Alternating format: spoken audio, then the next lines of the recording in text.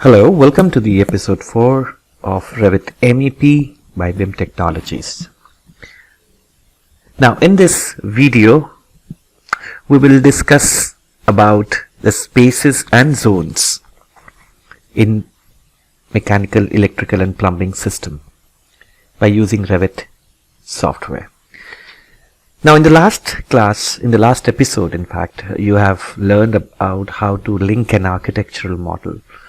You've also learned about how to link and monitor the levels in the architectural model and create individual levels for the project.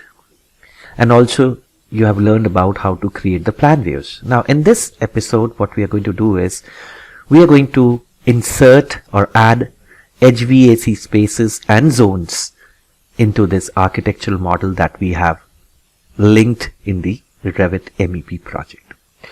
Now before we start doing the process of adding spaces and zones, let us understand about what hvac spaces or zones mean to HVAC or a mechanical design workflow. Now the spaces that you will add contains all the information about this particular area or the room inside the building or inside the floor.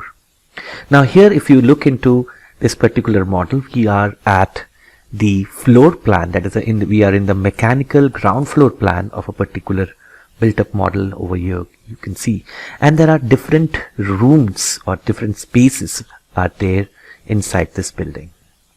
Now every spaces may be having different requirement for air conditioning, different requirement for electrical loads or lighting, or it may be having different requirement for air circulation. Now for a designer, it is very important to know what would be the heat load or with the cooling load for this particular building for which the air conditioning has to be designed. So before we design the ducts inside the building, we have to know about the information of the spaces. Before we design the lighting of this particular spaces or the rooms, we have to understand about the requirement of the lighting or the illumination level of individual spaces. So the spaces over here gets the information from various analysis software or from the user about the requirement of that particular area. For example, if you have this particular area, this area can be having different air conditioning or heat load requirement. It can be having different kind of constraint, like for example, if you have a wall over here, the wall may be having a different U or R value, or it may be the direction of the sun or the heating or the cooling requirement may be different of this space as compared to this space. So there are a lot of factors that when you are designing an HVAC or designing a heating or cooling load or a duct or a lighting, there are different factors like what type of room it is, how it is going to be used, what is the finishes in the room, what is the heat load, that means what is the latent load or the sensible load inside the building. So everything. So whenever you add a space, this space can be used for energy analysis or for the heating and HVAC load analysis.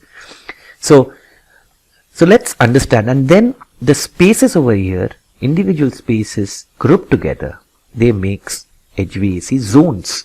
Zones are individual spaces which have similar kind of functionality and a similar kind of air conditioning requirement depending upon its use. So let us first of all understand about how we add a space inside an architectural model which is linked, and the views are created by the use of the copy monitor tool. And then now here we are, let's start with the process of creating the spaces. Now before that we start adding the spaces, we have to understand there is another browser over here apart from the project browser in MEP, which is called a system browser. System browser basically consists of different kinds of systems and the information of the zones inside the building. Now in order to invoke the system browser, we have to click right in the white screen, go to the browser, and we have the system browser. And Here you can see in the system browser there are 3 drop-down lists, or the 4 options are there in the drop-down list. You have the systems, like the mechanical system, the piping system, the electrical system. You have the zones, like by default there is a default zone which consists of spaces. You have analytical systems which we can add, like the hvac or any kind of analytical system that we have, and we have new, it's called the electrical analytical system. Now this system browser can be docked along with the project browser. Like you have the project browser and you have the system browser over here. Now, while we learn spaces and zones, we have to understand the spaces and zones are functional areas, which basically takes down the kind of information, like if you have an air terminal over here, or if you have a light, it takes the information about what exactly the air conditioning is required, what is the actual airflow, and what is the calculated airflow, what is the design work airflow. So for that also you will learn how to control, or how to manipulate, or how to work along with the schedules for the airflow and different other functionalities along with the model. So the series of episode based on hvac, space design, space and zones, and heat load calculation, in which there will be different episodes that we'll be having in this video. Now let's go and see how we can add the spaces. To add a space, first of all, what we need to do, we have to look into it. The linked model should be selected and should be room bounding. For that, what we do is we select the linked model, we go to the edit type, and then we click this checkbox as room bounding. So it is very important that the linked model should be room bounding so that the spaces can be seen. And now to add a space, you need to go to the Analyze option, Analyze tab, and in the Analyze tab there is a Space and Zones panel over here, and you have got different options here, like spaces, like space naming, like space separator, zones, and then you have space tag. Now in order to add a space, click on the space tool, and then you have the Modify Place Space contextual tab is displayed. So now you have got two options. Either you bring your mouse to the closed area, the space will be seen, automatically taken based on the room bounding elements that you have. And then you have a tag on placement. That means by default the tag on placement is there. So now if you place the space at this particular area, you can see there is a tag which is coming along with the bounding element of the space. So if I place it, if I click here, and if I keep on clicking on the different areas, I can see a space is added over here. So I have a space here, I have a space here. So I keep on adding. The other way of adding all the spaces would be places automatically. That means if you click on the place spaces automatically, all the spaces inside the bounding area will be placed randomly. The numbering is a random number which we can change. First of all, let us see how we can visibly see the space and the space boundaries over here, so that it is visible in the view that you are working in. So here you go to the View tab, and then you have this option called Visibility or Graphics, and when you have this dialog box, Visibility or Graphics Overrides, go to the Mechanical and select the Mechanical checkbox here. Now here you can see that some of the, here under the rooms and spaces, so you have a space category over here. Here we have the space category. Now you have got three subcategories here: color fill, interior reference, but now this is inactive. The reason is because the visibility and graphics is basically, this view is controlled by a template. So what I do is I go to the properties of this view, click on the mechanical plan, and then I say none if it is controlled by the template. Now I go to the visibility graphics again. Now make sure the mechanical checkbox is selected, and here I go along with the, go down and go to the spaces here. So I have the spaces, so I have the interior fill, color fill and reference Checkbox is selected, choose the apply option. You can see that the references and the interior field is there in the view. Now the space has, in this particular view, you can see the space is having two elements. One is the tag over here. If you select the tag, it shows the space tag. And if you select the space, it shows the space. So now over here, you can see the space is having some properties. Let us understand the properties quickly. Now the space will be having, the first property will be the constraint, the space, the upper limit is ground floor and the offset is 4 meters. So you can limit the space to first floor and then you can put the offset to 0. That means the space is now starts from the ground floor to the first floor. You can put the offset if required. Then you have the electrical lighting requirement. Currently you don't have any lights in this particular space. You have the average estimated illumination as 0 lux. Room cavity ratio is the ratio between the, when you have the lighting fixtures and the room height, it is a ratio which is, again, it is calculated when you have the light which is placed. And then you have the lighting calculation work plane in which the light will fall, for which the illumination will be there. By default it is 762 millimeters. The lighting calculation, and then you have this parameter called lighting calculation luminar plane. Again, it is not computed. The moment you put a light, this particular value will be there. The value of ceiling reflectance, wall reflectance and floor reflectance depends upon the design that you have. Then you can give a particular value for the, what would be the design HVAC. So you can have an ASHRAE over here. What would be for this space, what is the load per square meter? That means for the HVAC, what, so you have to enter the value over here. And for the others, for HVAC means for the air conditioning, others means like the light, equipment and other things. So you can give the values over here. The user can give the value based on the analysis results. Then you have the area, the perimeter, and you have the unbounded height, volume, and the computation plane. So here we have the volume, which is 211.039 meter cube. And then you have the mechanical flow, which is the specified supply. So you have, depending upon your requirement, what is the area of the room and other, you can give a specific value like specified supply airflow. You can give, let's say it's in CFM, cubic feet meter, or in liter per second, because we are using metric system. So you can give a value, let's say I give a value of 150 liter per second. Calculated supply. So if you calculate it from a software like HAP or any other analytical software, so you can momently bring the calculated supply airflow over here, which is calculated by a analysis software. So it is said non-computed. Actually, supply airflow would be somewhat like when you put an air terminal over here, and then the space will calculate the number of air terminals and the airflow along with it. And it will, so there are three things over here: the specified, the calculated, and the actual. And same would be for the return, specified return airflow, specified return airflow, actual return airflow, and for the exhaust. And then you have the outdoor airflow, which is by default is 25.16 liter per second, depending upon the environment that you have. Then you have the number. Let's say if you want to change the number, you can change it from here, say 101. Now you can see the number has been changed. And let's say this is a conference room. So I can change the name to conference room over here, and the name of the space will be changed. Room number. So there is no rooms over here, which comes from an architectural model.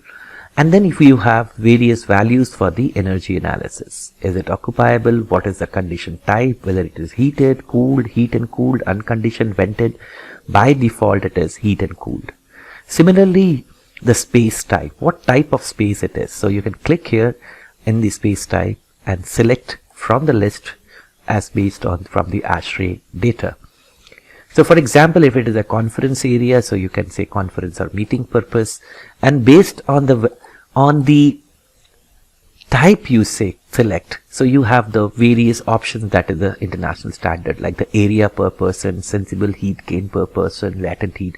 So these are all calculated, and these values, the moment you select the conference, meeting and multi-purpose, you see these values will be directly going for the analysis. Like for example, if you go with the people, now you can see it takes by space type, and it gives you the number of people will be 32.6475 area per person. So this, if you select the space type, it will be taking from the type of the that you have selected. Similarly, the heat gain per person. So these are the values that are taken from the standards of ASHRAE, and if you choose OK, and then you have a construction type. So construction type depends upon what is the value of, if you say that the roof, the value of U or thermal conductivity or thermal insulation. So you have the U and R value, you can override the values which is not coming, and you can say that, this is the value of U and R for the various categories of walls. Like for the roofs, and for the analytical construction, the U is equal to 1.2750. For heat load calculation, Revit will take the value of the roof as U is equal to, and R is the value which is inverse of U. So you can take, the values from the table over here, and you can overwrite them and say OK. So this is something that you have for the construction type, and then you have the electrical load. Again, the electrical load, we have discussed about the load for the lighting, for the power, and for the HVAC. There is the other option that you have that will be coming from here. So some of them are read only, which takes that the outdoor air person is 2.36 liters per second, and so on, taking from the space type. Then you can give a design heating load. What is the wattage consumption of the heating load? What is the wattage consumption of the cooling load? And so on. So the space contains immense information about the electrical data, the mechanical data, the areas, and other things. Now, how is space a volumetric? Let's get the answer. So I'm taking a section from this particular view. So I go to the view, I go to the section option, and then I select it and draft a section to see what is the height of the space.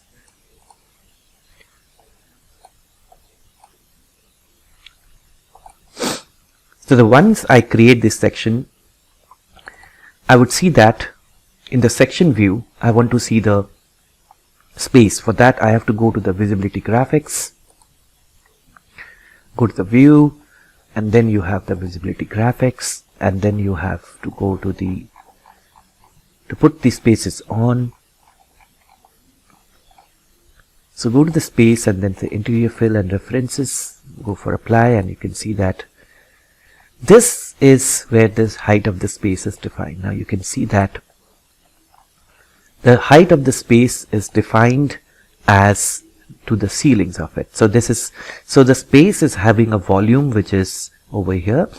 And in some cases the volume can be non-computed if you go to the analyze option, and if you go here and if you